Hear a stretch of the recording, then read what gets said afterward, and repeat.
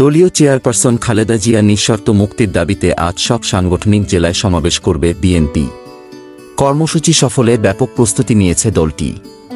এতে কেন্দ্রীয় সিনিয়র নেতারা প্রধান অতিথি হিসাবে অংশ নেবেন। তবে ঢাকা, নারায়ণগঞ্জ, গাজীপুর, ময়মনসিংহ উত্তর ও দক্ষিণ, বরিশাল উত্তর ও দক্ষিণ, কুমিল্লা উত্তর ও দক্ষিণ, রংপুর, ফরিদপুর ও রাজশাহী জেলা সাংগঠনিক বাদে এ কর্মসূচি পালন করা হবে।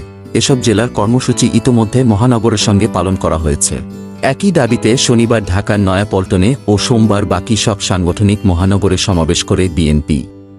জেলা সমাবেশ সফল করতে কেন্দ্রীয় নেতাদের দায়িত্ব ভাগ করে দেওয়া হয়েছে।